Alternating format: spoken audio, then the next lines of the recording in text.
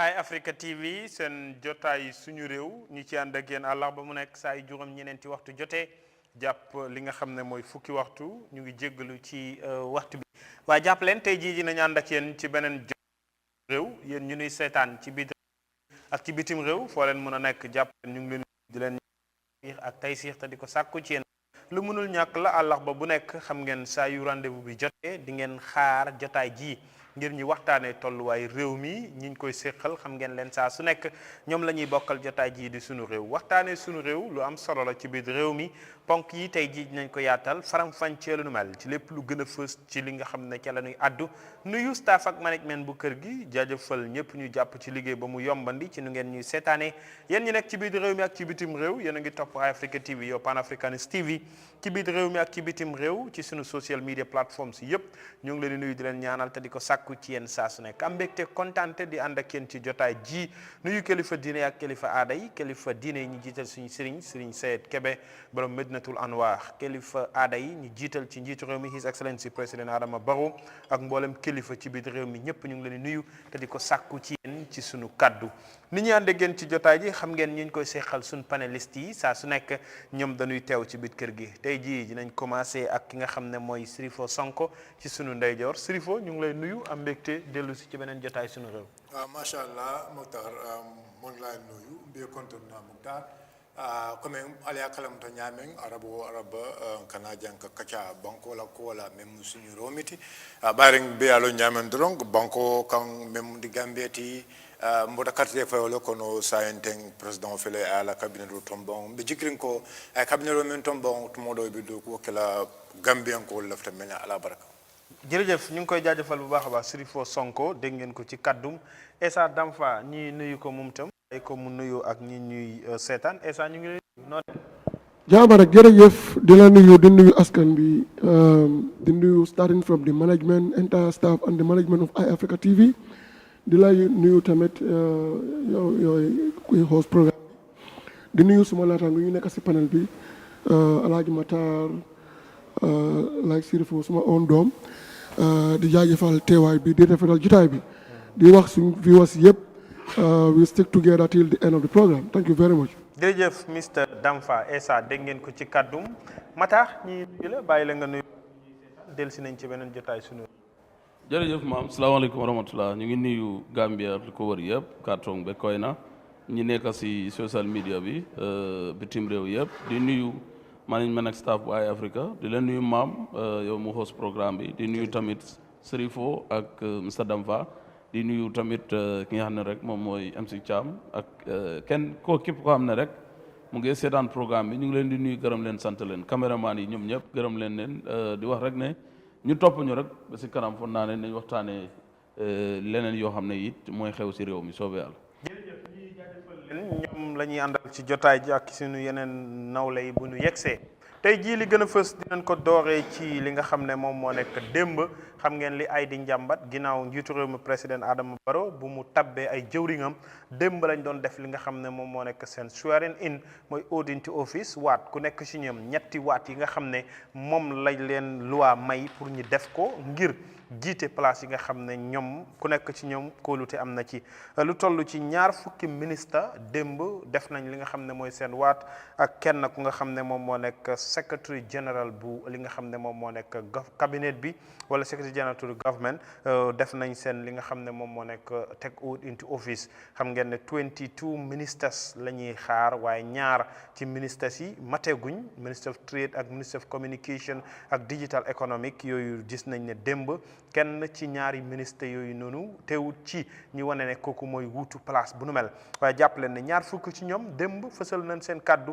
ku nekk ci ñoom waat na ngir taxawaayu liggéey bi nga xam ne moom lañ ko yaakaar njiitu réew mi óolu ko jox ko mu war a jiite place bu nu mel loola tax dinañ ko waxtaane lu yaatu waaye xam ngeen ne ñu ngi dëgmal by election loolu dina am samedi bii ñu dëgmal ci biir li nga xam ne moom moo nekk réew mi dinañ ko waxtaanee ndax ñeenti woot ci biir li nga xam ne mooy réew mi bokk ci Bundum 6 Junction Landankona Sanyang ak Marakisa yooyu yëpp samedi dinañ xaar kan mooy doon kansulo bu na ma jiite li nga xam ne moom moo nekk woot bu nu mel loola dinañ ko waxtaanee ci biir jotaay ji waaye li gën a fës dinañ waxtaanee li nga xam ne moo nekk kaddu yi fës démb ginnaaw bi nga xam ne jëwriñ yi waat nañu ngir ku nekk ci ñoom lan mooy taxawaay bi nga xam ne moom la fas yéene def ci doxalinu liggéey bi nga xam ne moom la ko njiitu réew mi dénk njiitu réew mi président Adama Barrow gaaral na ay kaddum wax na ci wàllu li nga xam ne moom moo nekk corruption ak tànn bi nga xam ne moom la tànn ñenn ci ñi nga xam ne mate nañ démb ngir toog wuutu place yooya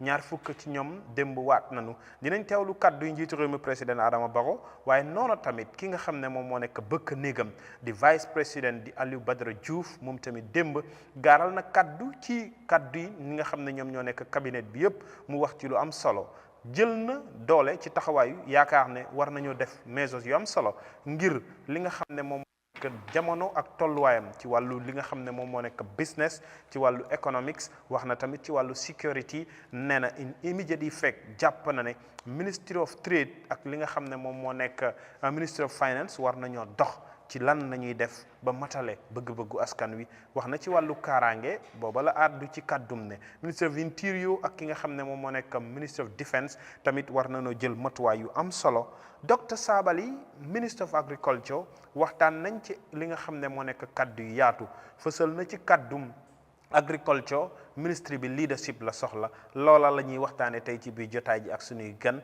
li ñuy def rek mooy ñu njëkk ànd ak kaddu yi njiitu réew mi président Adama Barrow ñu dellu si jotaay ji waxtaanee ko ak ñi nga xam ne ñoom ñoo nekk sunu panélistes yi ñi ànd ak lu nu mel dellu si. Have been identified and appointed at a time when our national institutions require strong leadership, responsive policies, transformative programs, and better results that can positively and effectively impact on national development and the quality of life in the country. Cabinet ministers are generally considered to be political appointments, but it must be realized that you will have to ensure that your ministries are run by competent staff with the right professional, administrative, and management structures in place to function efficiently. The leadership in government institutions sets the tone, the pace, discipline, and efficiency levels for the personnel. I challenge you to develop in your ministries a culture of high-level performance, productivity, and results within agreed time frames. This goes way beyond party politics. There are lessons to learn from the last 5-year transition phase. This is an era in which the citizens are better informed and politically more active. They now enjoy uncensored freedom of expression, association, and participation in national issues, and are determined to fight corruption. As a result, public figures must think, act, and behave differently in the national interests. Our rate of development as a nation has not been fast enough over the past 57 years of nationhood. We have to redouble our efforts to deliver on providing better living conditions and a conducive environment that sustains improved livelihoods. We will never catch up with other nations if we continue to focus on individual growth instead of reorienting ourselves collectively for the general welfare of all citizens. Because we cannot shy away from party politics in a democracy. My philosophy hinges on politics for development and development for the people. Let our focus and emphasis be on the best interests of the nation. I assure the incoming cabinet of my support. But we must take a zero-tolerance stance on corruption. We are responsible for the state resources in our custody and should not be found wanted. Strict measures will be taken to implement the anti-corruption law. Therefore, it is best we work towards making the Gambia a model country for public service. jërëjëf mu ngi noonu ñoo ko déggandoor njiitu réew mi président Adama Barrow lii la gaaral démb ci kanam jëwriñ yi nga xam ne ku ci nekk jël na ñii kaamil ñii baybul ngir waat ci liggéey bi nga xam ne moom lañ leen sant noonu rek la ñuy def MC Thiam yegsi na dañ koy bàyyi mu nuyoo ñi commencé ci moom ndax bokk na ci ñi nga xam ne yàgg naa tuumal nguuru président Adama Barrow corruption waaye Adama Barrow ci boppam àdduna ci kàddum ne fas yéene na taxaw ci lu nu mel ngir dàkkal ko ci biir réew mi MC ñu ngi lay nuyu. jërëjëf maam maa ngi la nuyu di la gërëm bu baax. ñu ngi lay di nuyu suma xarit yi nekk si plateforme bi yëpp. di la wax ne asalaamualeykum. ñuy seetaan programme bi yëpp bu nga xam ne programme am solo la. réew mi bu ko dee seetaan yëpp lu waxtaan la rek du yóbbu réew mi si kanam. comme noo ko waxee yàgg naa tuumal. tuumal dafa rëy Adama Barrow waaw. tuumal dafa rëy du tuumal lu nga xam ne lu am la lu ñu gis même su mboti la soo kon loolu du tuumal. waaw lu nga xam ne gis neen ko ñu ngi ko dunda gis neen coow bi gis neen lu xew si ministre yi. gis neen lu xew si office de présidence yëpp gis neen ko si wàllu corruption tey su ñëwee tey war koo diggaral ne pare naa pour xeex corruption foog naa fa 6 years musu ta wax mbiri corruption si gémminam ne pare na pour xeex ko. tey suñu war a ñëw ne war na pour xeex corruption foog naa ne lu nga ko war a njëkkee tàmbale mooy ministère yi nga xam ne ñoom la tànn kenn ku nekk war ngaa déclarer sa assets. Declaration of assets waaw.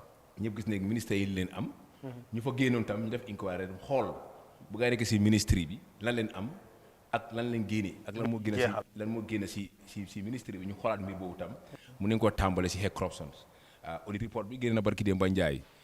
gis neen recommendations yoo xam ne wax nañ ko pour nguur bi def ko ak yoo xam ne dañ ko war a implement nga xool di jaane commission bi lot of commission establish nañ ko fii pour affaire yoo xam ne yooyu de ba tey gisu mu implement ko su waxee ne dafa prêt pour xeex corruption dama feel like ne coow bu nga xam ne yaa ngi koo coow si réew mi loolu la bëgg a wax ne xaaral ma wax lu rek pour wax ne naa prêt pour xeex ko. kon da dégg yow da nga bëgg dëggal ci ne kaddu yi président bi li mu wax jàppalu ne saafara mu. non man dama ko foog sax ne. da nga ko gëmut. waaw man dama ko déglu sax ma ree because ku pare pour xeex corruption foofu 6 years yaa ngi si boppi réew mi musuloo taxaw ne. permanence xam nga ci biir waxam wax na ne 5 years yi passé transition la woon te politique ak politique. waaye despite transition la woon loolu man dama gëm ne corruption dañ ko war a xeex si réew mi. nu ma taxaw whether is anti corruption whatever mu ngi am gis nañ corruption bi feeñ na. audit report bi génn na leeral mbir bi ne lii ak li xew na ba ki Demba Ndiaye war na ne ministre of health ministry boobu moo gën a am corruption si réew mi. wala yaa ngi ko fa bàyyi ba léegi kon fa mu ne kon yaa ngi dooleel loolu kon gisuma fu mu fa wane pare pour war a xeex corruption fishery the same thing local government land the same thing so comme su waxee ne mu ngi pare pour xeex corruption si dis ñu cabinet bi tey nu war nañu koy def mooy ñu xamee ne génne nañ fa ak recommandation yoo xamee ne am na ak assez déclaration yoo xam ne gars war nañu koo déclarer assemblée am naa lii ak lii ak lii ak lii dañ ko war a mën a xam kenn ku nekk war nga mën a taxaw ne man am naa kër am naa lii am naa lii. ci buñ lay tànn buñ la tànn ñu xam ne lii nga am soo génnee si office bi tam ñu xool tam boo nekkee si office bi tam sa am ànd ak la war naa la mën a may nga am lii ak lii ak lii. ñu xoolaat da nga jàpp ne yow loolu mooy fësal. mooy fësal pour xeex corruption boo am na sa table right now report baa nga fa already audit report bi génn na war na ne département bi ministre bi lii ak lii xew na fa si wàllu corruption Covid 19. waaw foog loolu tamit ci loolu la bëgg a jàngee ba jàpp ne cabinet bu es bi sas na leen ci ñi xam ne lii luy sax la pour ñu xeex. xam nga loolu wax ko xam nga wax neex na action leen soxla wax bu neex ñu binaa jox la statement nga riit la pare nga pour def action bi pare nga pour nga liit xeex bi pour gis ne lii stop na wala mën nga ko minimize loolu leen soxla fu mu nekk nii. not abaan nga wax pare ci seconde li su waxee ne mu ngi xeex corruption moom kenn moo taxawoon dig Gambie si 3 years. moom kenn mooy ñëw ne commission yi nga xam ne maa ngi ko establish naa ko implement fully muy jaane commissions muy faraba commissions yu bëri xew na fi nga xam ne pare ba defu si benn liggéey. en 3 years na moo taxawoon réew mi ne ñetti at laay toog si boppi réew mi dinaa wàcca kon kooku de si war a ñëw wax Gambie si ne dinaa pare pour def lii lan ni nga ko war a gum pare moom moo taxaw ne sooy politique loolu neex ngay wax soo toogee si toogu bi yaa xam loo def waaye léegi li mu wax ci bi mu toogee ci toog bi da nga jàpp ne loolu yow ba tey ci waxi politique la waxi politique la because tey moo ko wax si campagne sooy campagne la ngay campagne peut être tey lu mu wax si réew mi yëpp lu nga xam ne su ma jëlee réew mi naa def lii ak lii gis nga dara mu def ko si corruption si ko war a njëkkee xew mooy si ministre of tourism la ko ministre of naka health bu ko foofu yëpp leer na fa jërëjëf rapport bi leeral na ko fa pare ba tey moom du si benn lu mu si def mooy dëgëral ñooñu dëgëral pare pour dëgëral naka corruption si réew mi thank you acca Essa dégg nga président bi li mu wax dégg nga MC tamit liy comment am ak réaction am ci président bi li mu wax pour xeex li nga xam ne moom moo nekk corruption ak new cabinet bi sas bi nga xam ne moom la leen sas soo doon tontu ci naka nga daajee say communication am ak dégg nga tamit MC mu ngi wane ne daanaka président bi lim diggee woon defu ci dara tey bu waxaatoo li dafa mel ni waxi naxa saxandang la. MC politicien la. ñëpp xam nañ ko. kooku comme lu ma daan faral di wax rek mooy suñu wujje la xam nga ñaari yu wujjante. doo gis rafetaay sa morom loolu mooy leesu bi yëpp. waaye ku xam Gambia nga xam Gambian si ak their maturity politically ñu ñëw fal président bi with the resounding majority landslide victory nga xam ne président bi joxut kenn dara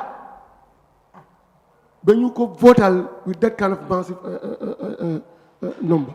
landslide victory. waaw lan lañ sumb lan lañ gis si liggéeyam lan la fes si 5 years bu passé bi lu ko waral. nit ñi jël seen kàddu eesal ko jox ko pour mu continuer di rule this country what do you expect what do you think lu ko waral. as a Gambian. good that is trust and confidence ak loo xam ne liñ ko gisoon lu mu def si last 5 years loolu lu moo leen ñor loolu moo tax ñu. lu mel ni lan ak lan boo ciy teg ndax MC wax na ko léegi amul dara loo fi mën a joxañ ne président bi def na ko te mu ngi wane ne diggé yim diggé ci 5 years yëpp defu ci dara. 3 years la waxoon lay toog. waxoon dina indi new constitution. ñun sax Jaane commission gis nañ fu mu jeexee Faraba commission gis nañ fu mu jeexee yooyu yëpp tey bu ñu waxee ne dina taxaw ci anti corruption bi ba xeex njuuj njaaj ci wàllu koppar ci biir réew mi ndax xel dina ci dal. man ñaanuma yàlla sax pour MC gis dara président Barrow def ñaanuma ko. de waa MC doomi réew la ñaanuma ko because kii du mus a gis xam nga lu ñu wax si olof si soose keɓa min malla fi kattiloje hani yaa ñaatil ndi sanɗo salfana sa ñabbiti asamo maaji ko président yo fofana ala spito wax na ko mu ne nañ teggi tamit yëfi sabotage yi ba mu ëpp MC xanaa ma leeral ko si soose understand waaw ma continuer si olof waaw wax ko si olof mu gën a xam lu may wax understand gis nga problème bi booy lu tax ma ne MC man yaakaar ma moom pour man ñaanuma yàlla sax mu gis MC du mës a gis because toog bi fu ñu toog nii botam foofu la nekka foofu la bëgg foofu la bëgga soo pour ŋaañal Gambie yi soofal affaire bi rek pour ñu génne ñu teg la foofu non waaye xam nga fi ak next 5 years MC xam na élection mënut a am waaye mu ngi ko ba tey xam nga soo bëggee sampa nekk da nga ko commencé fondement bi doo ñëw de fàtte nga ñëw si kaw nga fa am sa suuf fondement bi kon da nga jàpp wax problème bi waxi politique la because first and foremost mu ngi waane affaire 3 years ñun ñëpp xam nañ bëgguma dem foofu waaw buñ delluwaat ci daay no like président Barrow moo leen dig feel bu feelee boobu nag fu mu jógee ñun ñëpp xam nañ ko understand ñaareel bi mu ne corruption bi léegi kan moo ñu fi indil Jaane commission kan moo ñu fi indil TRRC kan moo fi indi leneen ak leneen Faraba commission ak leneen commission bu mu wax côté fii waaw Jaane commission TRRC victime yaa ngi nii ñu ngi jooy loolu aaral maa ngi commencé gis nga ku pareewut pour jub ku pareewut pour xeex corruption ku pareewut pour delloo victimes yi seen yelleef ak seen warga dana def loolu du def loolu waaye jël na very bold step mu establish despite that we have a very serious financial situation at that moment waaye establish na commission si yooyu yëpp noonu mu indi white paper Jaane commission dal na yeneen yi moom am na ñoo xamante ne tey moom la daan daayin ak waaye ak moom ñoo xamante ne ñooñu ñooy ñan laaj sabali xaritam la dama dee gis mu dira ko waaye kii caw na ko lu tax naka la ñu waxee corruption yar bi laal na ko xaritam so ak yeneen commission bi report bi ñu fa gaa ñu ko implement am na yeneen ñoo xamante ne ñu ngi dem court. Okay, yow do you have the belief ne with MC li mu wax léegi ne there is no declaration of asset soo ne di nga xeex corruption ci ñu cabinet fan ngay sukkandiku. xam nga ne declaration of asset dafa nekkoon suñu mandate bi si coalition 2016 MOU bi good governance département of good governance si coalition MOU bi am nañ ko ñu ne kuy ñëw nekk ministre danañ la bett ministre yi nanguwuñ ko lu daa nanguñ ko yoo xam nga man xam na lu daa nanguñ ko first and foremost si fondement bi foofu la affaire bi yàqu tas bi foofu la tas. waaw kon ndax du da ngay dëggal waxi MC démb ci coalition bi ñoo diggee woon loolu yëpp defuñ ko. loolu laay wax ni maam. soo ma mayee naa la leeral. waaw coalition bi ñoo toog ne. ku war a nekk ministre da ngaa déclarer asset. in fact balaa ngaa nekk ministre. am na comme di ñoo xam ne ñoo laa vet. léegi su ñu la taanee ministre kenn du la mën a sàkk kenn du la daaxal kenn du la mën a daaxal. even président bi si boppam sax du mën a hire and fire. moom kenn du ko mën a def. loolu moo nekkoon bëgg-bëgg coalition bi coalition MOU bi. waaw. su buggee daaxal su buggee taana kenn. ku nekk 5 minutes la nag sa 5 minutes yaa ngi dem waaw su nominété da nga gis ne panel bi ñooy toog jot ko. fekk qualifié na mu dem.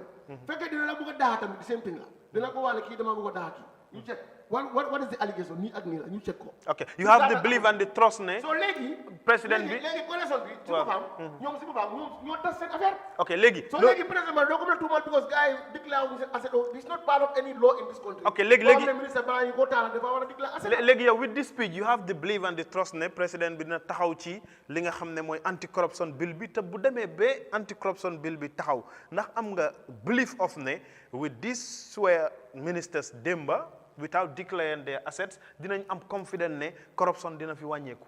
xam nga corruption corruption is going with a human life te en tant que dunda bi mu ngi am xeex bi foog mu continuer nekkul ne one day ngay xeex rek nga jeexal du jeex de is going with life corruption bi foog ñu am ay strong institution loolu moo tax président Barrow dafa indi public service anti corruption commission pour mu am su amee ñoom seen liggéey bi yépp dafa nekk di xool. but if it is not a law if it is not a law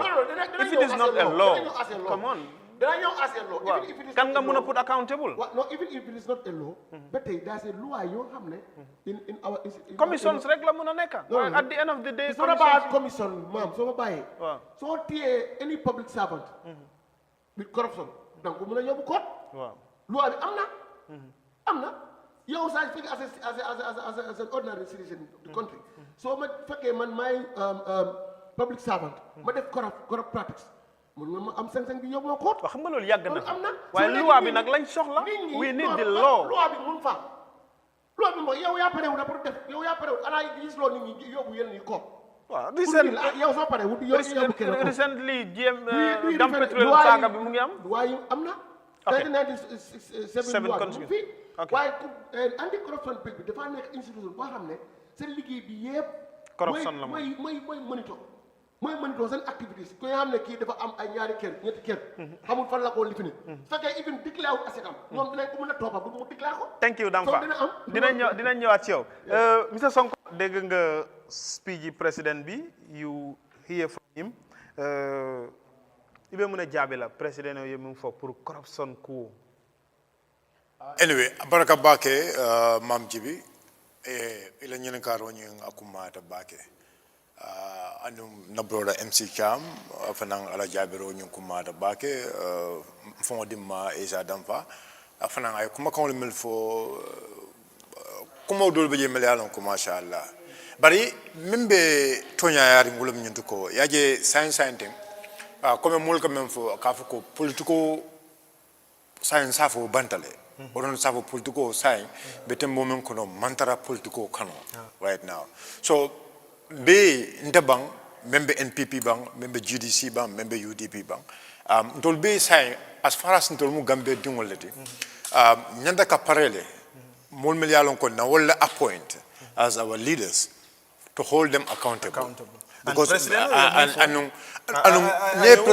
president Diamo Jibe mu ne because of léegi leaders yi war nañoo xam ne tey ñu ngi ci démocratie ci am na right pour wax lu ko neex media bi ñu ngi fi lu nekk mun nañ koo feeñal. Thank you very much. So am nga loolu that is very important Okay, ni ajibe president le diamo kono ay kuma jama balle fo kumol mi yalon ko gambian kol be lafrin kanyul la moy but yaje pour gambian kol la nyinna yaje ko tonyale president même fo ba kelle dara ko le be je mi yalon ko president nyinta wolle kelle na yo okay muta hakili fula soto la yaje for example MC kanyum même fo declaration of assets esa kam fo ka fo ko there is no law but the president have the executive power. You understand? You know, yaje Bango coming for science thing. The president have the executive power to appoint, and he have the executive power to sack. To sack. So if I am appointing you, you understand? I will for you go sign nimbe appoint la. You have to declare your assets. To me, to the entire public, will entrust because we entrust the president. Don't let president entrust. But coalition was on 2016. No, listen. 2017. I mean, not about the coalition. This is not about. One thing we need to understand: the law. There is no law according to ISA. There is no law, if I can understand. So the law is not there, but there is a law. It gives us the power to appoint somebody to stand for us. Luare be loi me alon ko wolen tol wolay sembo din tolla pour na kartaw fay mokili ay tambi ñaato anu naye même fo we give him a power again. It's not only to vote for him, but we give him the the constitutional power.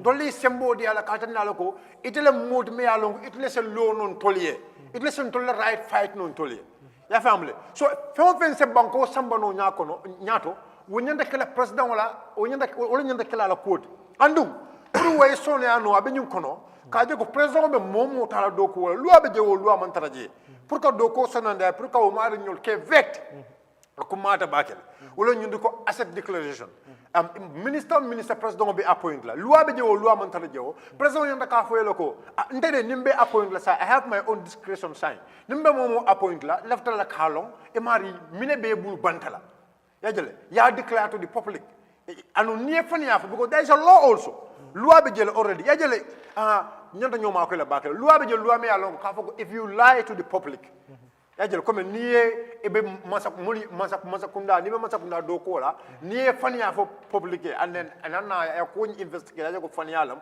loi be jele loi me alon wala ke fanam bouti so ba jele ko asset declaration and that's why you are taking oath. Yes, that's why secrecy. Out of secrecy. Yeah. So nié ota ni nan naka fania fo ba jele ko oath ni wala be mari mutala ke ke kulu. So ñu ko je ñu ko dolu mi halan ko be je e ko mata bakel so as a declaration o nyanda kelale wala be president ma ko ay même fo ata la ko makan I'm just trying to hold the president accountable of his own words am nga mom si bobam lu mu wax pour mu mëna taxaw understand am nga mom mu ne dafa fight against corruption am nga is advising the ministers pour ñu make sure ne ñu liggé ñu avoid corruption ñu mëna xamné Gambians ci ñoo leen gom because Gambians ñoko gom Gambian ko la latata la ya appoint ya vote in as the president so the final later will I appoint as ministers you understand so he is telling them they should not be corrupt so if you are telling them let them not be corrupt there are ways mechanisms me alonko you can hold them accountable if I hear from you there are no mechanisms that will implement what president there is no real mechanism me alonko the president has put in place because we've all seen but the president president oyemunefo ako abe sembo diala pour anti-corruption bill look let me tell you something the anti-corruption bill when did the president say that muntumala o fota those are the kind of listen in the last regime for example or the last term president obota kono anti-corruption bill afotale and then the and the president have the power to bring those things to the parliament. No, but the president was not having the majority to the assembly. No, listen to me. There is no opposition MP in that parliament. Mayor Lonko is not going to be ready to support anti-corruption bill. But why it was not sponsored by any one of them? No. It could be sponsored by any one of them. You understand it? But the issue here is now. No, but you need to understand here. The issue here is who is the leader? Jumala mod me alongo Gambian call be all entrust. Wala President Barot. And then, look, alhamdulillah, one thing I am ba endorse la wala the first time in the history, from the last 5 years up to now, President Barot lota adiamuta that he is ready to fight against corruption. Thank you. That's the first time in the history. And no, but okay, anyway, thank you very much. But I just want to make that very clear. Just add me a minute. President President Barrow is ready to fight against corruption. That is done by me, you, MC, and Esa, and others. President Barrow is a past regime. And then he realized that this is why he have to dismiss or relieve the lights of some of those corrupt ministers. Who are they? I'll come back. I will tell you.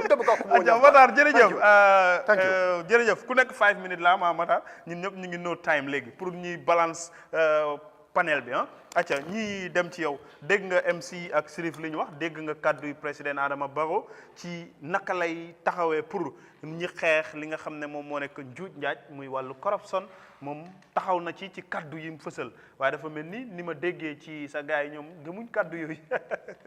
jërëjëf maam jërëjëf panélistes yi yëpp ñu ngi am mbégte kontaante nag man first of all rek dama am mbégte ak kontaante si His Excellency di président Adama Barrow si speech am bi nga xam ne moom la def One Gambian si ne moom lañ jiital gëm na it ne moom moo amee baar bi te dina doxal kon ñu ngi ko sant gërëm ko loolu di ko ñaanal rek moom it yàlla may ko di strength and the power and the confidence pour mu continuer yóbbu Gambia si yeneen juróomi at yi nga xam ne moom la Gambia entrust into him ak ministre yi nga xam ne tey wax nañ yëpp on behalf of the vice president kàddoom yi nga xam ne teg na ko Gambien si ñëpp ñi ma gis yëpp ñu ngay am mbégte ak kontaan si statement bi mu make muy suñu oncle suñu papa Mr Diouf Badara Diouf ak moom ki nga xam ne mooy président Adama Barrow kàddu yi nga xam ne teg na ko kàddu yi nag duñ naan guléet man nag foog naa ne suma gars yi ñoom opposition yaa neex na nag torop waaye léegoo-léeg su ñoo waxtaan ak Gambien si foog ñu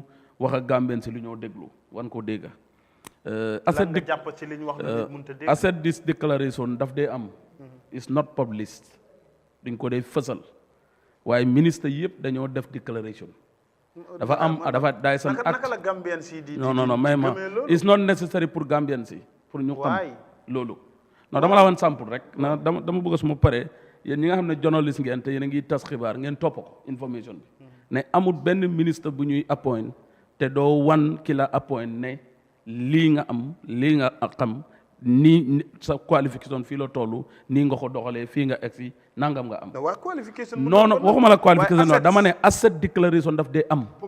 not on public non waaw non waaw may ma rek may ma Sirif yow bi nga wax déglu naa la yow tamit moom bi moo MC Thiam bi moo déglu naa la may leen ma rek man tam ma continuer. sorry. may ko rek. Non. waaw su ma paree nga ñëw. Esa déglu rek. waaw su ma paree nga ñëw. Sirifo. Time moo dem na. No. You cannot take my time. You cannot take my time. ñun lu ñoo wax because he is misquoting us. ñun lu ñoo wax mooy ne public asset declaration. But can I come on? Can I come on? There's a law for that. No, but we are talking about public no. Why did it? Dama ne. Na xaaral rek maam can you learn me? 2017 laa ko jox exemple. 2017 ministres yi. 2017. ministres yi xam ne appointed some of them. declare seen assets openly. ne lii ak lii la am for transparency pour ëllëg. kenn du leen topp. kan who among them. mun ngaa taxaw ne man am naa lii ak lii. who among them MC Thiam. parti leader kii def na ko. No. That was not published. There is no minister that publishes. It was not done. am naa lii ak lii it was not done. MC moo tax ma ne nañ bàyyi miscommunication bi. miscommunication bi ngeen di def as oppositions. lii ak lii la am. No, li ma wax mooy. No, let me come in. No. It was only the president that do it. It was the president. President moo nekkoon candidate 2016. No, that was his candidacy. bu nekkee président laa wax. No, déclaré ne am naa lii ak naka maam ji bi can I come in please? da nga war a am maam ji bi can I come in please? intercept la dafa am. Buguma dafa am mooy MC waa baax na. it's not about law wala best practice dafa am. best practice mooy nga taxaw ne man ministre la pour ëllëg. pour ba kenn toppa am naa lii ak lii account bi am naa lii ak lii public pour ëllëg. ba kenn toppa. jërëjëf ok. léegi Sirif may la Matar mu continue. li ma wax mooy Matar continue acca. li ma wax mooy Matar sa time la wa demal déedéet man non suma time bi maam waaw ok da nga ko adjust waaw li ma bëgg a no problem dama ne na opposition si bàyyi di jox Gambian si miscommunication like how no these are all miscommunication they are misinformation sorry okay li ma foog bu ma bëgg a wax mooy amul benn nguur boo xam ne operate with law secondement nguuri démocratie 2017 ñoom ñii yëpp 3-4 is in UDP was there they have more than 3 to 4 cabinet ministers who among them moo declare assetam openly it doesn't happen dafa am loo xam ne nañ ko nangul président Adama Barrow mooy président bi nga xam ne bi moo ñëw 2016 bi tax ñuy wax yëpp amul benn cabinet ministre amul député amul gouverneur amul ñëpp nguuri jàppandal la mu with all that mu ngi fight pour gis ne Gambien si dinañ gis liggéeyam bi mu def su toogee ëppale te man dégg naa ñuy wax ne today is the first time président Barrow wax about corruption that is not existed loolu amut how many speech go back to the speech yéen journalist ngeen ay Africa mu ngi nañ go back to the speech of the president must to encourage corruption suñ ne léegi establish na ay committees yoo xam ne ana results yi commissions yoo xam ne mooy committees ana results jaane commission am na results ñoom dañ ne which hunting moo fa nekk biñ indee implemented those results ñoom dañ ne kumba am ndey kumba amul ndey moo fa nekk jaane commission dem na ba si man ma ne it was implemented waaw loolu moo waral people like Sabally ñu daw dem bootu ji UDP foog na nguuru UDP mooy ñëw pour ñu mun koo dimbale jàppale ko pour moom mu ñëw hand for public servants again beneen bi mooy the Faraba incidents Faraba incidents bi was implemented bañ dem délégation bu mag kilifa Faraba yëpp dem ak président Adama Barrow ñu dem ñaan pour li nga xam ne mooy implementation bi ñu war a def on the Faraba incidents président Barrow jéggal leen waaye the process was done den li ma bëgg a ñun ñu understand mooy président Barrow mu ne moom perfectut nguuram newul nguur goo xam ne mun naa réet boppam 100% xam na ne am na ay tolof yu nekkoon ci nguuram mu ne nañ yokk suñ doxalin we need to adjust ourselves as Gambians ministre yi tamit mu gis ne ñi ma nekkal am na ñoo xam ne liggéey nañ si waaye seen liggéey des na pour Gambians yi ma génne ñooñu indi ñoo xam ne óolu naa leen óolu bi mooy ñoom ñëpp jullit leen ñu ñëw téye bàyyi alxuraan ne dinaa make sure dinaa liggéeyal réew mi danaa am sécurité réew mi danaa taxaw réew mi dan soo disappointé président Adama Barrow disappoint nga sa bopp disappoint Gambians disappoint sa diina te loolu mooy li fi xew ki fi nekk nag si ndodd gi nekk si soos bi di jël sa mburu di seppali di lekk yow doo wax dara waaye bi moment génne nañ la si nguur gi yow yaa ngi fële rek nekk nga opposition boo xam ne parewuloo gis di réalité loolu lan nga ci loolu dafa happen lan nga ci bëgg a firndeel time bi coalition bi ba moo doog 2017 Gambia act nañ vice president for 9 months that was among the strongest constitution violation where was Lawyer Ousainou Darboe as the leader of UDP it's only Halifa. He was then the foreign affairs minister. It was only Halifa who gave He was then the foreign affairs minister. Let me understand. Appointed. Damane. It was only Halifa. Damane. UDP was there. PPP was there. NRP was there. NCP was there. GPDP was there. Kan nga génn si ñoom koo xam ne condemn na ko. It was only Halifa ku ne. This is wrong. Jéem nañ benn age limit bi pour ñu mun a compensate only 2 people pour ñu mun leen a appoint for those positions. Vice President and the Foreign Minister. Why was the Gambians? Taxaw nañ fi di wax lu nekk. President Barrow 3 years ba ngeen tudd nii. Lawyer Ousainou Darboe has a party leader moo taxaw ne ku wax President Barrow su wàccee wala ku ko wax ma yóbbu ko court. Non dinaa ko taxaw ci court bi. ma ne mu ne daf laa yóbbu court. Non mu ne dina ko defend. Constitutionally dina ko defend. déedéet non that's the truth. loolu la Lawyer Ousainou Darboe wax dama ne. maam ji bi li ma wax mooy. may leen ko waaye 1 minute nga dese Matar. non dese naa 2 minutes. li ma wax mooy man ma ne. Gambian si nañ nangu ne président Barrow mu ngi move kalam mu ngi gën a yaatu si administration daf ko publicly announce ne 2016 ne moom amul expérience si poste administration. waaye mu ne am na ay borom ndomba tànk ay borom xam-xam yoo xam ne they are well equipped pour ñu jàppale ko mu yóbbu réew mi mu pronounce ne there is somebody whom call a political godfather mu doxal réew mi juróomi at Gambien si falaat ko bi ñëw waat mu ne juróomi at yi yëpp réet naa suma juróomi at yi waaye xam naa ne bu fekkee téeméer la am naa 40% wala 50% wala 60%. su loolu. Michael. amul benn promise boo xam ne président Barrow def na ko. waaye coalition bi ñoo promission. non amul benn promise. moom moo nekkoon the flag bearer of the coalition. no that's what I'm saying man ma ne 2016 3 years promise bu ñu di wax. it was a failure from the coalition, the entire coalition members. Thank you jërëjëf Matar. fi ma daanele mooy non. President Barrow was the leader. What so they make to the constitution of this country. The vice president and the president they gis every morning pour ñu balaa ñu dem seen office pour ñu discuss. That's in the constitution. Yes. But then the vice president and the president they sit down and discuss the national issue every day. It's okay. No, man, I am just communicating on my own experience and the knowledge that I know. No, people that are listening, it's there. Thank you. Those are the powers. Those are the powers that the vice president has. Thank you. Lawyer Ousainou Darboe was the vice president. Adama Barrow was the president. Lan moo tax ñoom ñu gis léegi bi ko taxee has the vice president mu dara ñëw pour ñëma ñu maam ji bi li ma fi ma expliqué Daniel mooy na opposition yi xam ne réewi Gambie la tudd lu baax nañ ko nangul lu bon ñu nangul ko loolu mooy di réalité. jërëjëf ok waaw moom wax na ko sax mu ne réew mi lu fi baax ñëpp la waaye lu bon moom la jërëjëf ok waaw léegi jërëjëf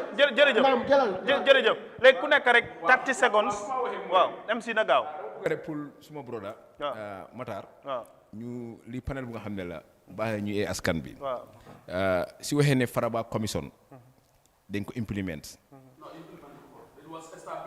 dañ ko establish non defal nañ ko establish nañ ko ñu am ay commission members def liggéey ba pare yóbbu liggéey bi si président bi mu ne naa ko implement mu fail nu mu féeree mooy moo ko war a implement after recommendation si ñun war a punishment ñu war a jaar si yoon defu ko si moom la si président loolu moo ko war a ansa yow gisuloo bi gars yi demee si moom de loolu délégation mu ñëw way bul xool délégation bi alal am na defal nañ ko am na ndaw yu fa gaañu am na lu fa xew non defal nañ ko am na lu fa xew moom moo ko war a implement mu fail draft constitution bi moo gaa si naa isi draft constitution mu fail. Who fails the draft constitution? Is the president. No. National Assembly or the president. bul tax ma wax foofu de. foofu xam fa demee. dañ bëgg nga wax MP yu fa nekka. Yes. la gars yi use. defal nanka ma leeral ko. waaye Sirifo. MP yu ko fi ñenn ko fi. Is the National Assembly the main they are sympathy of the president. No. Who among them? Even yow sa GDC MC sa GDC député. kan la vote for it. kan la. Who among them? suñu GDC du ko vote. lu tax yaa wi Barrow. What? No. Alaaji Sow ak Omar Cissé they vote yes for draft constitution. Or not. ñoo xam ne daal But they vote for it. dafa ñu vote in party. They vote yes. UDP MPs vote for it. None of them. Na defal nanka. Hala they vote yes. Voted for it. Yes. 8 of them. They vote yëpp MP la ngay nekk. Who tell you? MP la ngay They nekk. are UDP. ok waaw baax na ok léegi non ñu leeral. c'est que itam wax na ne by law Barrow dafa président dafa war a meet the vice president every day. nekku si law. the vice president is a ceremony position la. amul benn doole pour change dara. unless amul benn doole. No, amul doole. It's just a ceremony position la rek. MC. Constitutionally déglu rek. After president bi vice president bi la speaker bi ñëw. just a ceremony position la. non vice president. amul benn njëriñ. waaye vice président mun naa oversee président bi. mun loo def dara lu nga xam ne fekk président bi joxul la order nga def ko. waaye mun ngaa wuutu président bi. uutu bi mooy lan su uutu. su tukkee sax nga uuti ko bala ngaa def dogal sax di nga ko xool fu mu nekk. waaye mun nga ko wuutu daal maa ngi def lii ak lii ak lii. mun nga ko wuutu daal. mun loo def dara si gannaaw fekk waaw. waaye mun nga ko wuutu. amul njëriñ dañ def cabinet ministre. c'est ceremony position la. thank you jërëjëf. looy def rek da nga am pour taago kenn. léegi nañ dem ci second topic bi ah. waaw acca léegi yow 30 secondes si waxi Matar bi. ok non saa yi dafa bëgg a. non waaw MC pare na. lu ma am nga lu ma bëgg a wax fii. waaw am nga plateforme bi. is very important. Okay. Understand? So dañoo war a we have to be very fair to the people. To viewers and listeners. You understand? Because am nga Mukhtar. gis naa ne moom mu ngi mel dafa am nit ko am ne moo ko dee feed. information su ñu am ne they are not authentic. Understand? Like am nga moom lu ma wax fii. am nga leneen tamit. ñu bàyyi di attack personalities. You understand? am nga déggu rek. moom exemple bu ma non déggu rek moom exemple bu may joxee. ñun yëpp xam nañ ne. when Ousainou Darboe was in that seat. Ousainou Darboe tamo mi yaa lonk amunu vice president. We've all seen what he have done. And again moom loo moo wax fii appointment vice president bi mu ne they delay appoint vice president and foreign minister bi dañ ko delay because of age limit. loolu feeñ na the vice president. loolu feeñ na. The vice president's appointment was delayed. mu ne vice president ak foreign minister bi dama laa bëgg a wax ne wallahi lazim kon yooyu yaa ko wax fii loolu mu ne mu ne na yu. The age limit was changed just to favor two people. That was the vice president and the foreign minister. That was Lawyer Dabo and Fatoumata Tambadji. That's what I say. Naka la ñoo feeboo Lawyer Dabo. That's what I believe. Naka la ñoo feeboo Lawyer Dabo. Naka la ñoo feeboo Lawyer Dabo. Stop Sirif thanks it's okay Matar da baax na léegi Essa rek moo war a ñëw MC baax na léegi Essa moo war a ñëw. man fu may ñëw Matar waaw baax na please. jërëjëf Essa acca 30 seconds waaw. gis nga waxtaan bi rafet na trop. kii mu ngi wax sax am na ko call. comme nit ñi bari ñu ko njëriñu. waaye the point is like su keneen am flow bi. ñun ñëpp déglu. you can have reservation you can have point of correction. waaw nga jot ko léegi soo ñëwee su ñëwee si time bi da nga ne ko yow lii nga waxoon ànduma ci waaye su fekkee moom mu ngi wax rek nga interject ko mooy indi coow bi. soo ñu defee loolu dafa baax. man point of correction lu may def fii. gis nga yi fi coalition soo waxee yi fi coalition. dama dee jël président because why ànd naa guide since the onset. da nga ci bokkoon waaw. te there is no information boo xamante ne even if I don't want to but I know it. gis nga coalition bu moo fail. mooy time bu ma xam ne mënuñoo d'accord si émul fail na loolu moo tax ñoom doy nangu ñoo jël executive position.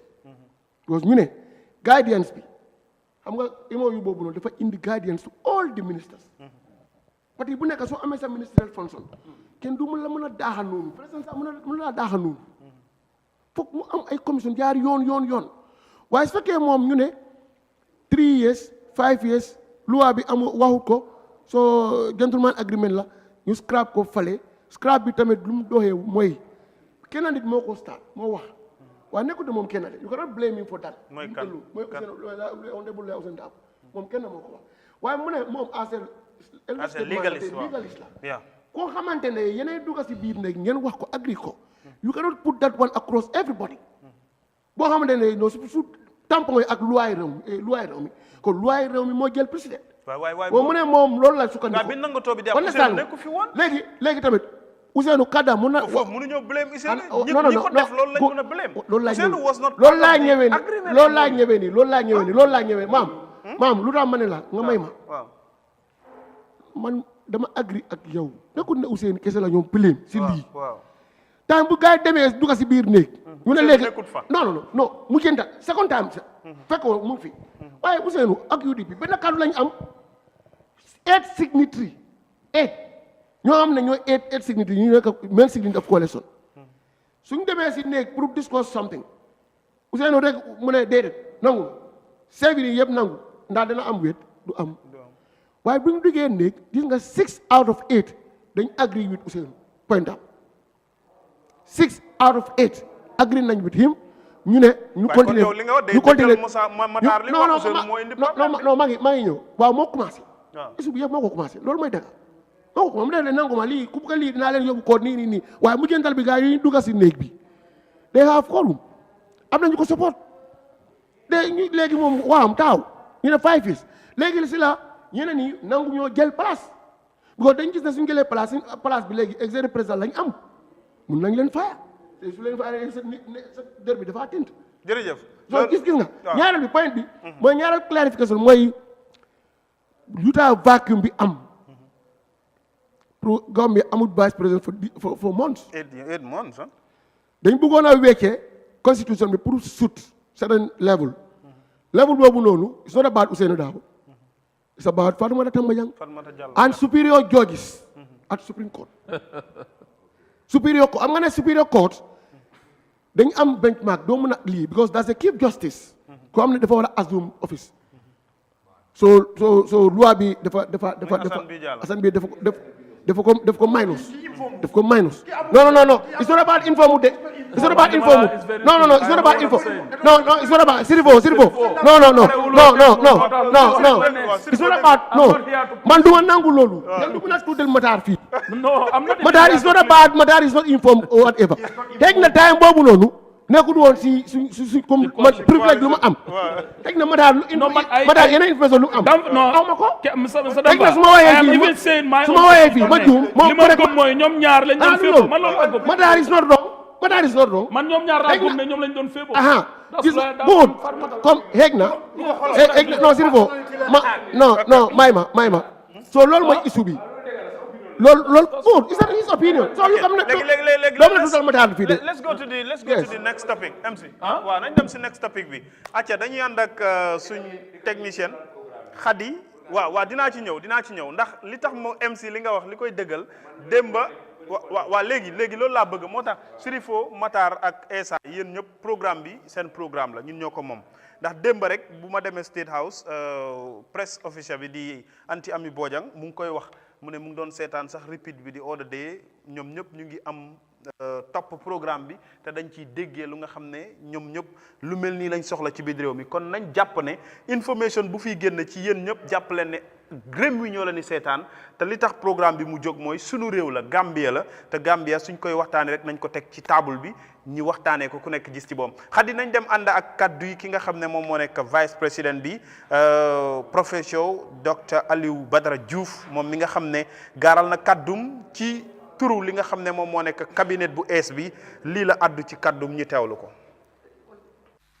And I would challenge the Minister of Finance, the Governor of Central Bank, the incoming Minister of Trade, the GRA people to come together, work with the Chamber of Commerce and the business community to see how we could mitigate these difficult times. The second challenge is the security situation in this country. Again, the same challenge goes to the Minister of Interior, to the Minister of Defense, to the security outfits of this country, and see how best we can address those things so that this place is safe for everybody, it is safe for investment, it is safe for tourism. Those two things are immediate. These things we need to have immediate strategies to address those challenging issues. We need to consult and talk frankly to each other when we think things are not going wrong, things are not going right. We need to be able to support each other, share ideas, and move the agenda of this country forward. The task to which we are called to deliver is a tall order. And that requires focus, it requires the Spartan character, it requires tough-mindedness, it requires strategic and perspective thinking.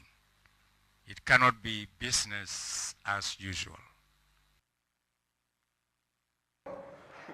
jërëjëf kaddu yaa ngi noonu ñoo ko déggandoor ci ki nga xam ne moom moo nekk vice président bu ees bi di Aliou Badara Diouf dégg ngeen kaddum lim gaaral bokk na ci taxe la teg ci nguur gu ees gi Ministry of Finance, incoming Ministry of Trade, Ministry of Interior, Ministry of Defense ñi def seen farlu pour taxawaay yu am solo Sirif ci yow la ñuy njëkkee Sirifo dégg nga kaddu yi ki nga xam ne moom moo nekk vice président bi lim wax bokk na ci naka lañ war a def pour askan wi ci liñ nekk ci wàllu ndóol ñu ngi koy wax dund bi seer na waaye mu ngi wane ne ak nu mu gën a gaawee Ministry of Finance, Ministry of Trade bi nga xam ne ñëwagut sax waaye foofu sax question bu njëkk bi there is yet no Ministry of Trade oversee ministry.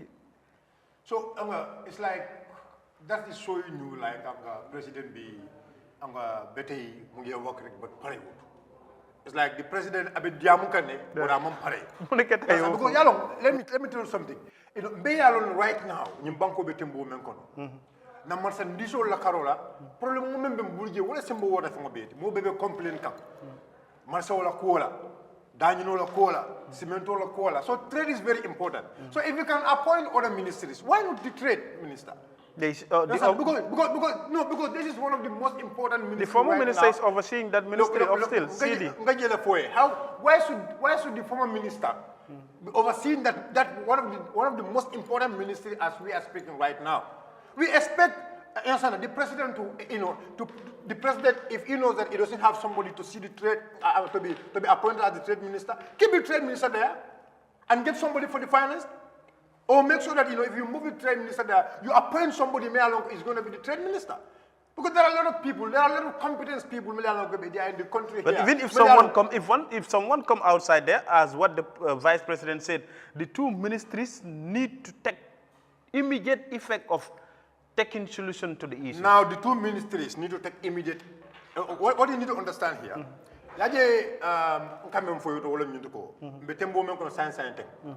President Barrow and Mampare.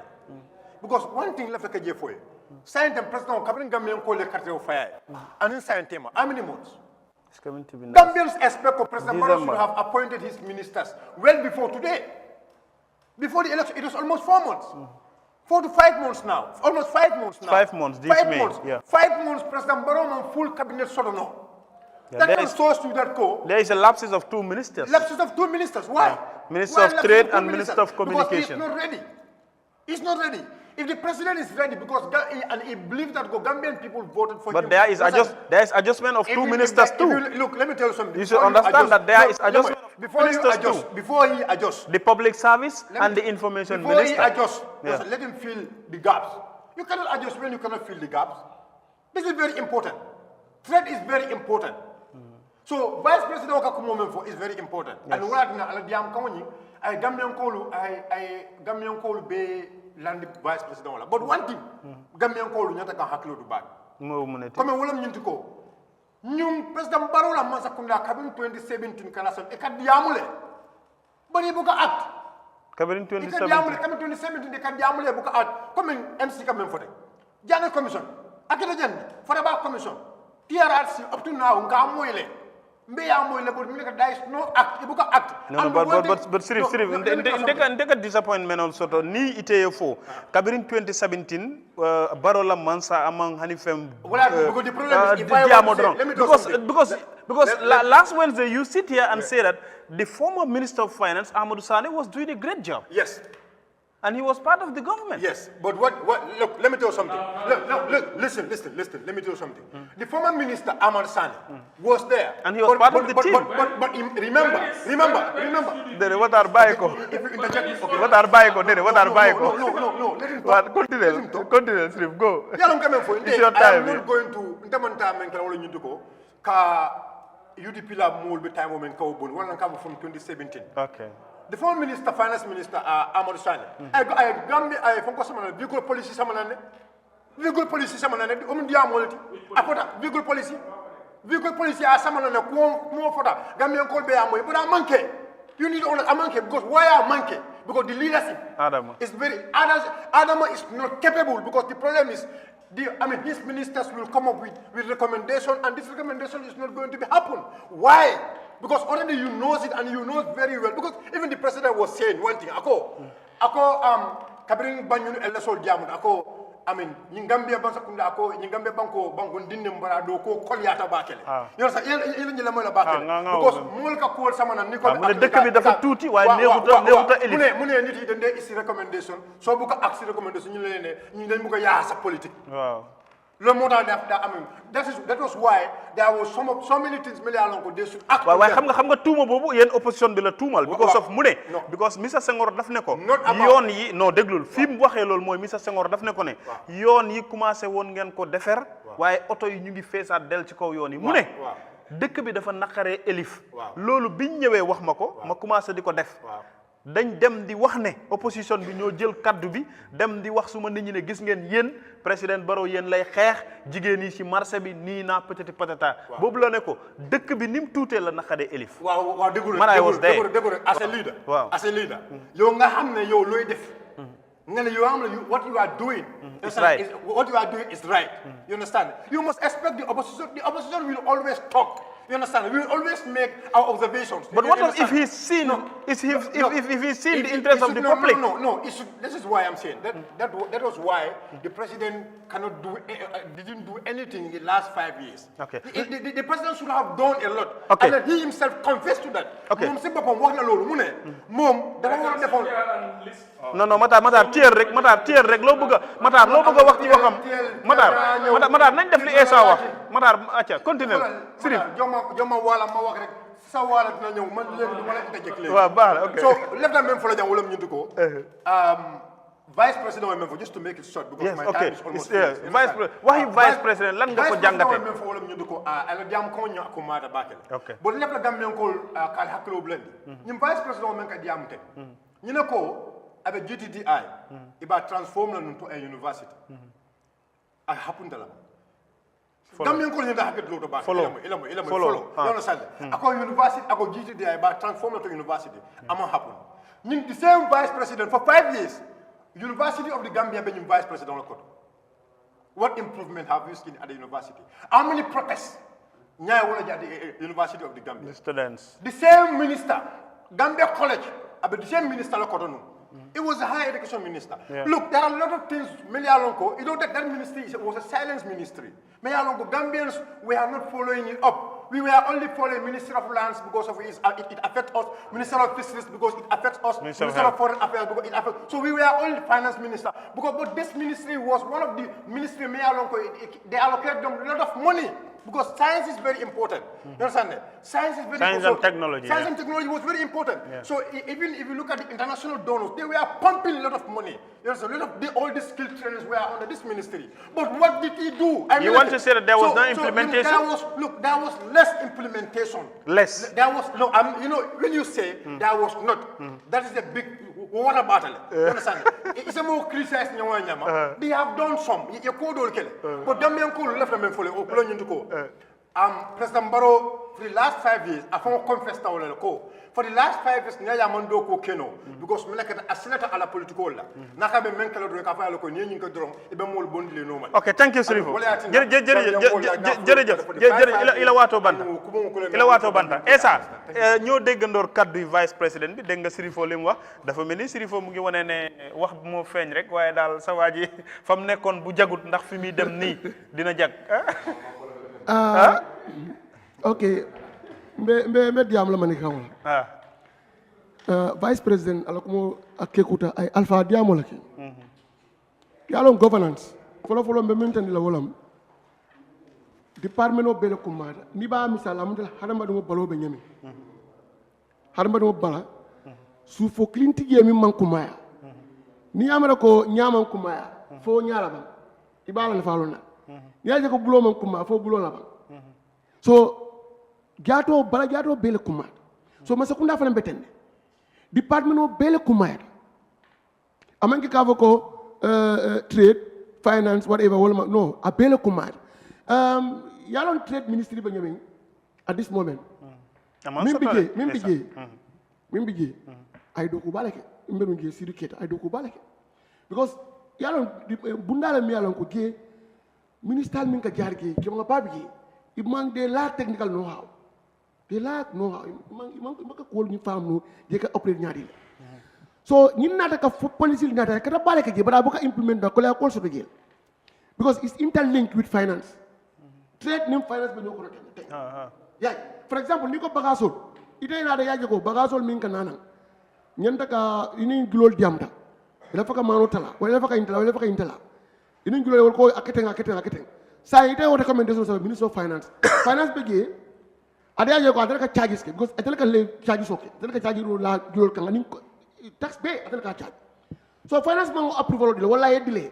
Sa idala so gesoro ila police abatawa ba aba kole ala. Yaji. So wala some times be is a cardo blame asada ko cardo fana be balande.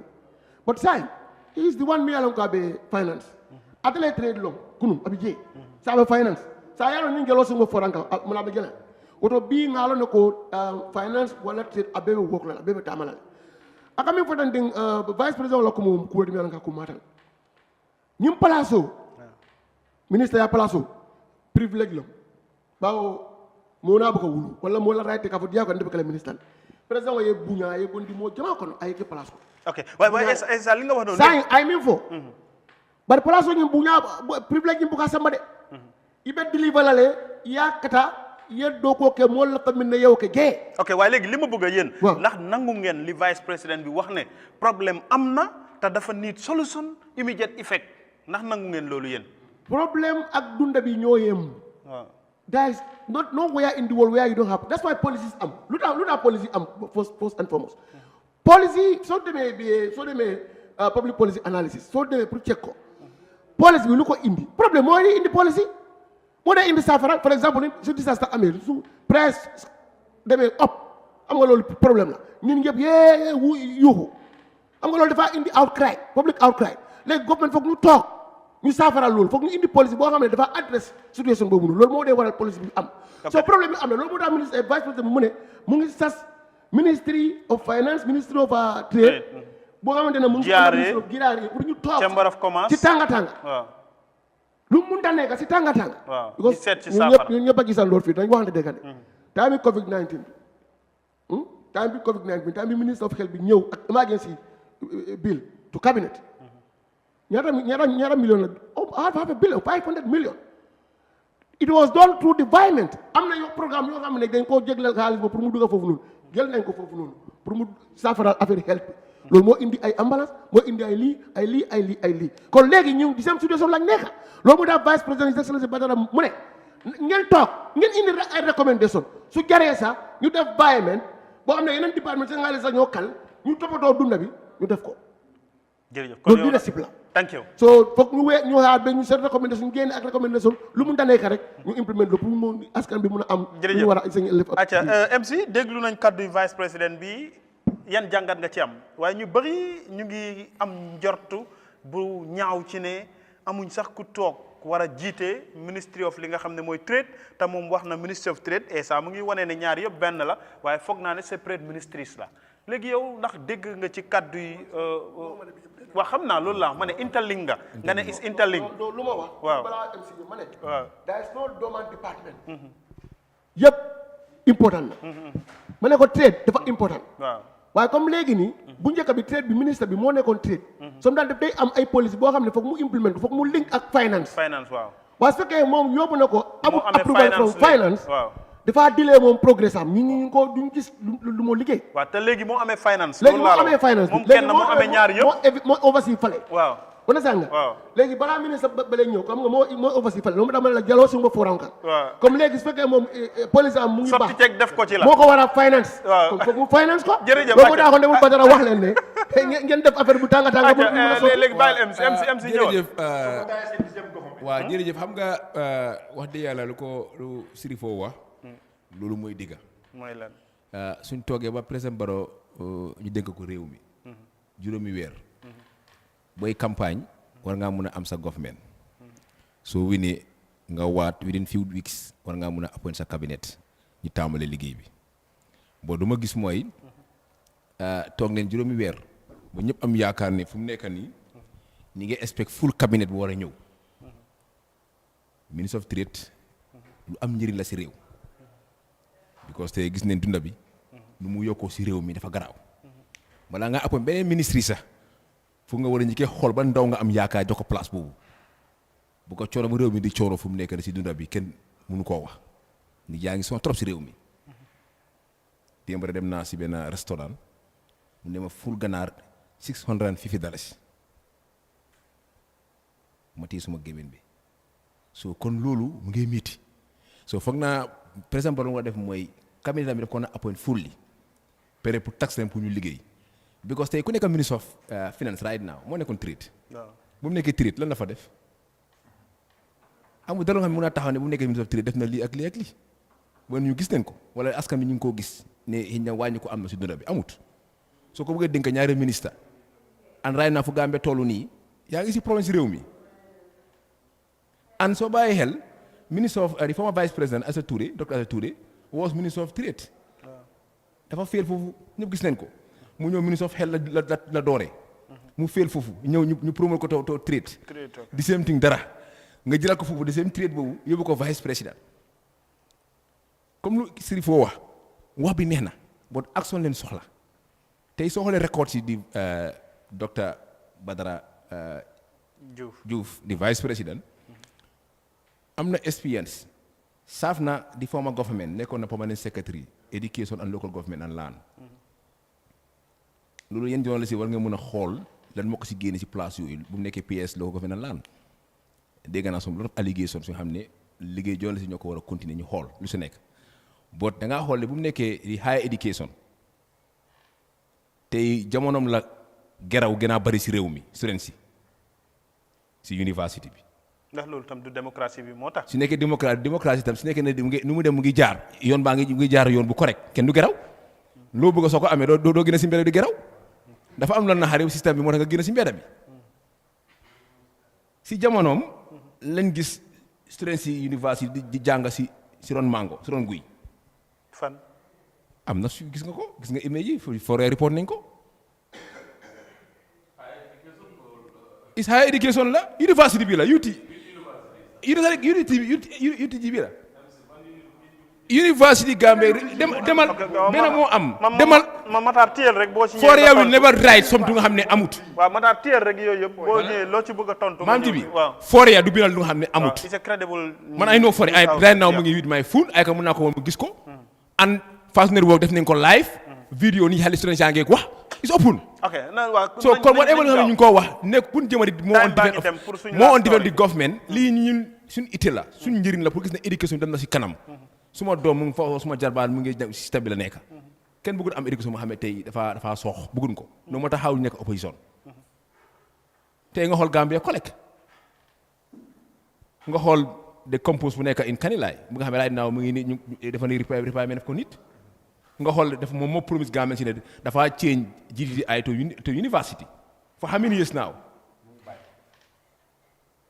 so kon yooyu yëpp war ne bu ñu gis ne waaw joxe na good lu mu wax ni yëpp affaire dunda bi loolu lañ nekk di coow si dëkk bi coow yi dëkk bi la coow yi social media la gis na ne réew mi ni ngay coow affaire dunda bi seer na lii kaaraangi réew mi loolu ñëpp ñu ngi ko wax every day waaye moom daf ko wax MC tamit with freely amul benn speech voilà free loolu su ko woowee loolu jaru tee kayit sax askan bi di coono si réew mi gis nañ ko jaru tee kayit maam lu jaru ko so kon foog naa lu ñu yaakaar si moom mooy as the vice president ñi ngi welcome speaker bi baax na ba tey lu ma da wax mooy nen may gaay chance ban yaakaar nga am ci moom yaakaar mu am si moom mooy ñu may leen time but whatever lu nga xam ne mooy the vice president mu da change dara fekk amul order from the president jërëjëf MC so président bi si bu am président bi si bu am moo war a jël matuwaay am solo moo xam ne mooy njiiti réew mi jërëjëf acca Matar ñoo ko déggandoor kaddu yi vice président bi dégg nga Sirif ak ki nga xam ne mooy MC li ñu wax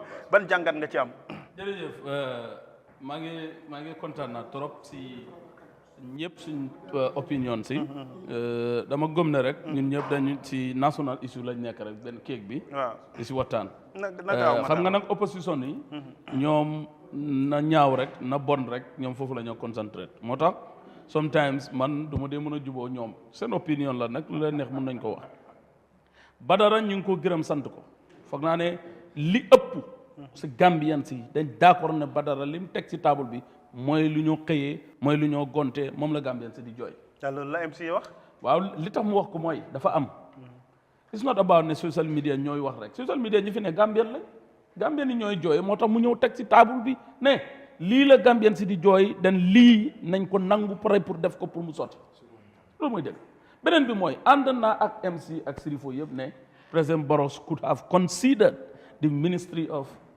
Trade very well loolu moom warta nekk an excuse mu war a nekk bu ñoo jàppandal loolu is the reality d'accord naa loolu man gëm naa ne loolu la war a nekk war nga ne liñ appointé yi ñëpp war nañ ko noon appointé ministre bi waaye the issue behind it ñoom ñoo xam waaye ñu ngi leen di wax ne ñun Gambian CD ñun luñ soxla mooy trade ministre bi dafa wañ ko war a appointé because nag président Barrow since biñ ko falee ba léegi juróomi weer am na ko waruñoo na am excuse of ba léegi kan ban position warta des ñaari ministre loolu man nangul naa ko opposition bi seen opinion boobu loolu nangu naa ko beneen bi mooy waaye da ngeen taxawee position yi opposition ndere MC da ngeen taxawee position yi opposed moo tax yéen da ngeen di pare pour make sure ne da ngeen di oppose nguur gi pour ñu rectifier seen bopp loolu nañ gaaw léegi beneen bi si tegu mooy man ma ne ndax Badara gars yi ngay rate the level of administration bi mu def administrative highest education foog naa ne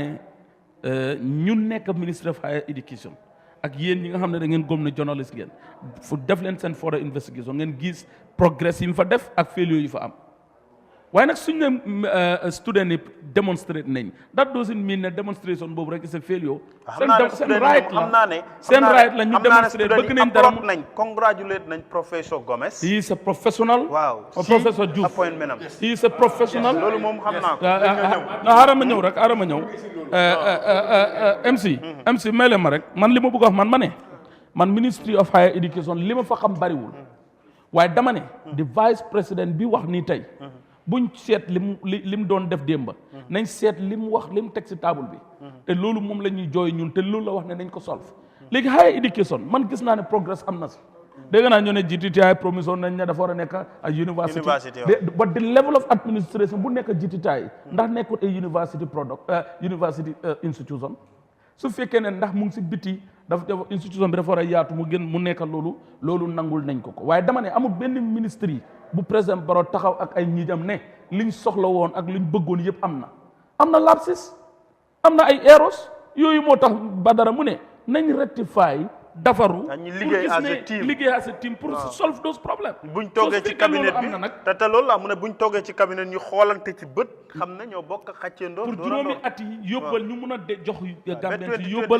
yóbbal bi nga xam ne ñoom moom la ñu santoon kon loolu man li ma nangu rek mooy muy ñun muy MC li mujjee wax mooy nañ leen jox chance pour ñu gis ne ñoom dineen wecc doxalini réew mi waaye dëggantaan mooy bagage yi seer na dund gi seer na dund gi nag li méttee si man mii la méttee si ministre bi la méttee si directeur bi la méttee si permanent secretary jërëjëf Essa 30 secondes dañuy dem ànd ak ministre of agriculture waxtaanoo nañ moom am na moom tam lu mu wax te foog ñu dëgtal leen ko ndax mbay mi lu ñu soxal la te lu ñu war a waxtaanee la ci lu mu gàtt higher education yow yaa ngi si university bi dégg nga li fi MC ak kii wax yëpp lan nga ñuy ciy tënkal ci brief summary dégg la honorable Badara try na bu baax si higher education time bu moo ñëw ak léegi wëcceeku yu bari am bu ko waaye soo mënee xayma wëcceeku bi rek si Brikama ou Kanifing whatever dafa difficult waaye try ngeen dem Faraba Banda campus ngeen xool leen façon liggéey moo fa nekk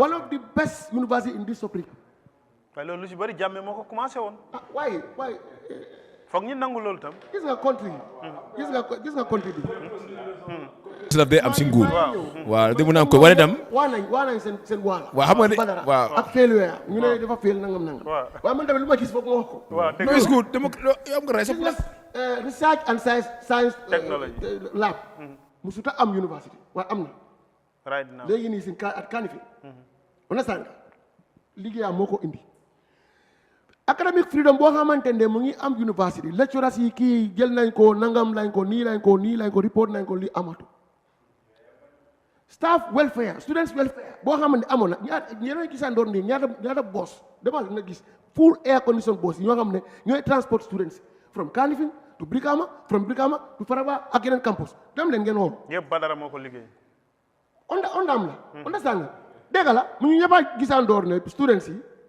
xëccoo ak toog comme Brikama mu ngi fes foofu noonu bu njëkk bi waaye léegi ni at bi gis nañ des pump in lot of seats lot of cares waaye even right now it's not doyut because space bi mooy problème bi jërëjëf Gambia collège bi ñoo moom place bi am nga université bi tamit bu Jammeh déclaré 1999 amul benn space léegi am nga lan la leen dig jërëjëf Essa dem leen ngeen share space with them waaw dama bëgg ñu ñëw ci ñoo amul benn building waaw ñu puy ko si vice président si students yi nga xam ne ñoo nekkoon si ronam ak ñu liggéey si ronam yaa ko fi wax ne di something minister of higher education bi professor Gomez gars yi ndokkale nañ ko boo la yow gis nga di vice président students yi wala taxaw ne ñu ko ndokkale si bu mu nekkee as minister of higher education foofu gis nga aguloo ko non so kon yooyu lii moo ñëw pour jiite leen waaw kenn ngay dem si kaw waaye ba si nekkee ne si nekkee ne waaw ñu ko congrats so maam ji wali xaaral xarama clair boobu 1 second gis nga professor Gomez is directly linked to the student is our dean moo nekkoon suñu biir ñun ak moo nekkoon suñu biir am na liggéey bu baax booy def foofu he's working with them he's working with student directly Minister is politically appointed. This is working there over 24 years. Thank you. Okay. He was working with the he mentored so many people. Okay. Let's go. More established credit union. Let's go with them. let's go with the last. Let's go with the last story. Thank you. Thank you. Let's go with the last story. Nañ dem ànd ak Minister of Agriculture Dr. Sabally lii la gaaral ci kàddum ginnaaw bu mu waatee ba pare. Agriculture Ministry bi lu mu laajte tey mooy leadership and man loolu laa am ministry bi laajte wut somebody from the Ministry of Agriculture lu mu laajte mooy somebody who can go in push the agenda of the president, push the agenda of the Gambia, mu make sure this country feeds itself, make sure agriculture is transformed into an industrialized agriculture, that agriculture is transformed to entrepreneurial agriculture, that agriculture is transformed, that the farmer is the one in the center, farmer be more important. That is the kind of agriculture, and that is the agriculture we will deliver. Agriculture bo xamne we will be able to feed our people. And that we have that capacity, and that we have that ambition, and that we have those policies in place. The agriculture amuton moy, who is going to push these policies? Who is going to push this agenda? Who is going to break down all the bottlenecks in agriculture? Every project you hear in this country, you will hear agriculture. But at the end of the day, not a lot you are seeing that is trickling down to the farmer. So the team here, led by the Minister of Agriculture, my man, is to break down all those bottlenecks to make sure investors in agriculture are welcome. Agriculture reform must be done, and the center is an industrialized agriculture. Anyway, duma wa GDC, dema wa Omar Cissé, because GDC, as GDC, 90% of ñi nekk GDC, ñoom call nañ ma, congratulate nañ ma. Waaye lima wa mooy hardly in the Gambia nga gis ko xamne amna experience of minister, because the field being I them most often is not the field of your background. My background is, I have a degree in medicine, so my background is health. But yes, agriculture ni mala ko waxe laajte wut nit ko xamne agriculture nga nekkoon dum laajte mooy nga am koo xam ne dina mun a jiite. Agriculture need leadership, and that is what I have. I am going to the ministry to be a very good leader, to be a team player, to consolidate the gains that are in agriculture. What is working, we improve on that. The nga xam ne is not working, we either solve it or we get it dissolved. Personally, I'm a farmer. I'm from a farming family. So, comme ni mala ko waxe rek, what is important today for the Ministry of Agriculture is not an agricultural technocrat. What is important is leadership. And that leadership, I've demonstrated that in my business personally. I'm a successful businessman. I've demonstrated that in my party politics. Man ma jite on GDC. You criticize the yep. Man ma nekon sen jit for GDC. But man neke NPP. I'm the second or third most senior person in NPP. So why issue of leadership? I think I've proven leadership skills. I reported to office last Friday, even before the swearing. They were in office by 4 o'clock. Already I've had meeting with all the project coordinators under the Ministry of Agriculture, 8 project coordinators. And the two most important is right now, pour béykat yi mooy one, fertilizer bi. Fan la tolu, ñaata fi nekk, naka lañ ko distributé. They've given me answers, and the latest day they said was June 15. Already there is 14,000 metric tons in town, and the method of distribution has already been explained to me, so we are going to set the ground. And I've even told them June 15 is not acceptable to me. They have to work to make sure that it is a little earlier, because there is no guarantee that rains are not going to start before June 15. So that was the date they had in mind. Balaman ma ñew nekk minister, waaye démba si suñ meeting bi wax naa leen ne date boobu for me is not acceptable. Sabally, Minister of Agriculture, dafa mel ni leeral na lu bëri lu ñu doon laam-laamee lan ngay wax ci kàddu yooyu rek nga jaare ci tàggatoo waale waxtu bi jàmb nañu. waaw jërëjëf comme fu ma waxee rek ñu ngi ko gërëm sant ko moom it si confidence bu mu am pour jël position bi président Barrow óolu na ko. kon naa ne tamit responsabilité tam dafa si am mooy ak li nga xamante tamit mooy gëm agenda président bi bokk na si cabinet ministers yëpp des political appointees su la président bi óolu war ngaa mun a make sure ne lim la óolu nga doxal ko pour gis ne solution dina am te nag comme li ñoo wax si moom ñeneen ñi gëm nañ ne amul di qualification ak yooyu dama ne man sax bi ñu ma joxoon Ministry of Agriculture te daw ma toog si table wax jàng ko war naa ko mën a doxal su ma bëggee liggéey bi. liggéey bi mooy na sàmmkat la baykat la. waaw because man xam naa those ñi nga xam ne ku xam métier bi mooy mën a yëg métier bi. te loolu rek amul si suñu amee technicien yoo xam ne ñooy permanent secretary directors ak yooyu pare nañ pour liggéey ak moom dina mën a make a very good results leneen li ñoo wax tamit mooy moom ak ki mu mën a doon agriculture mooy nekk ñun suñ nokkeekaay gi mooy di backbone of this country réew mi foog ñu delluwaat si mbéy nangu ne mbéy mi moo ñu mën a dundal ñu am suñ jëmm am suñ bopp comme nu ñu amee independent waaye am nañ independent waaye dafa mel ni ñun suñ amuñu moomuñ suñ bopp ba léegi li ñuy dundee si biti laay jógee ak yëpp ba àllarba waa beneen bi ma si teg rek mooy ñu ngi koo gërëm moom it sant ko di gërëm ñëpp ñi nga xamante ni tamit ñoo ànd ak moom pour liggéey buñ ko xoolee tamit ne comme xamul liggéey bi wala amut qualification bi te mënut position bi man loolu nanguwuma ko te gëm naa ne su fekkee ne gëm na boppam war naa mën a doxal position ñu ngi leen sant ñëpp gërëm leen di leen wax dig daje ba beneen weer.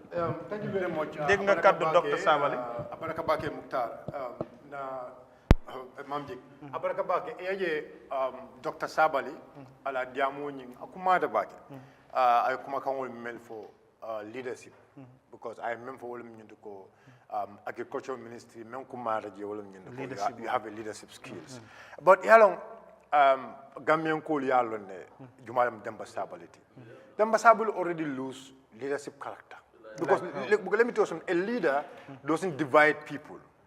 How do he and you already have a dividing because you already have a dividing character.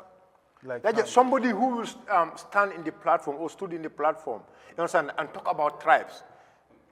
You understand? Demba Sabally is one of the worst tribalists in this country. And no, mbeyalo noko nyim banko kanjang. Ya family, sioli bele be nyim banko kanjang. And sioli bele ka senoke. So at the leadership character me at the you already lose that. At the low soul already, I'm on leadership sort of because a leader doesn't divide people. So Wakarology, I have no trust, I have no hope God is going to deliver. That is one of the most important things. Gambian Kolnya can understand. And again, Akavoko thank God, Gambian Kolnya, he have a degree in medicine. I offer. But the degree he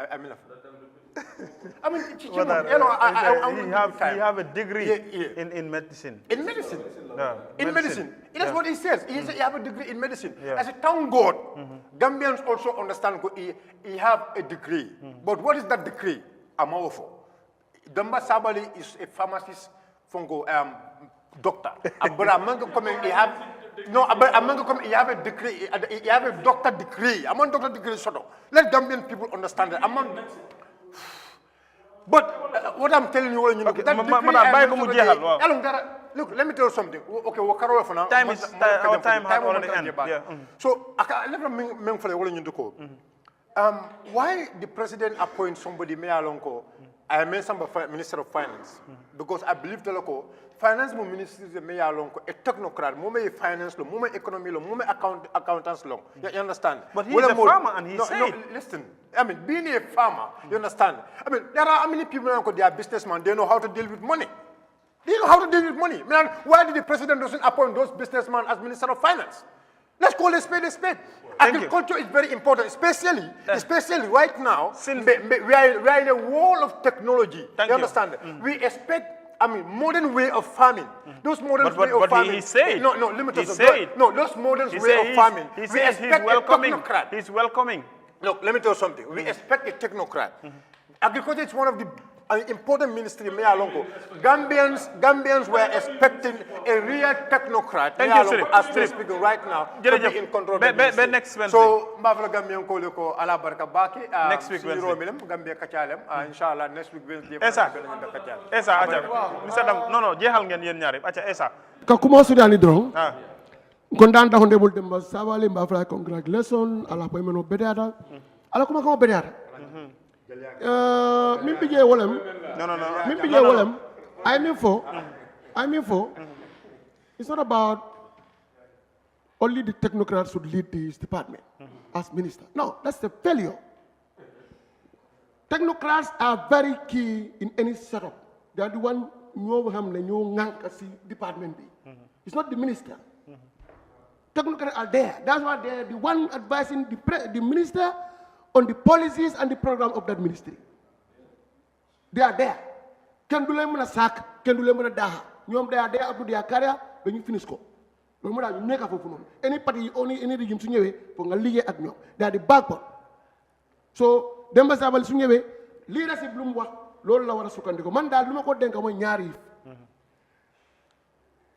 agriculture status quo should not remain yoo xamante loolu la ñu xam waaw nga dem indi fertilizer béykat yi ñëw nii jaay grano dem non aduna dafa dépassé foog ñu move with aduna value added gain sa gars yi ñoo xamante ne ñooy formulate sa policies let them bring in innovative policies value added gain ñoo xamante ne dafa war a dimbale réew mi we have to be part of the globalization world industrialization world. Thank you.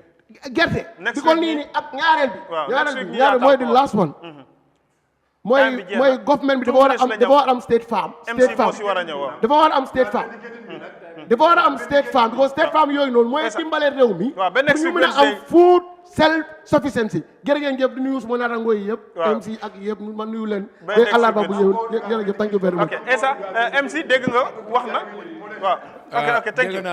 dégg naa waxi docteur Demba Sabally bu nga xam ne wax dëgg yàlla man nanguwuma ne leadership di word leadership waru koo wax.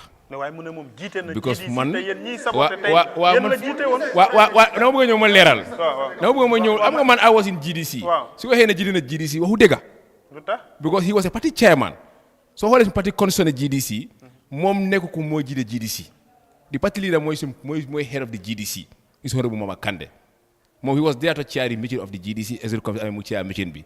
But all these of them the admin secretary of the party moo gën a run the party affairs. Waaw di dafa ne he's the leader. I think yow sa airpiece bi da nga ko war a génne. non waaw noonu nga génne airpiece bi xam nga loolu la wax. déedéet waxul loolu de soo bëgg nga replay ko léegi. man maa liit déedéet. déglu ko bokk naa si ñi jiite GDC. ay wis te ñoom ñii wax ni yëpp jiite woon naa leen. jiite woon naa leen xam nga ma ne jiite woon naa leen. soo lu ma la woon third command in NPP. third command li ma ne jiite naa gars yi. waaw jiite woon kenn GDC bi ko jiite wul Omar Cissé GDC.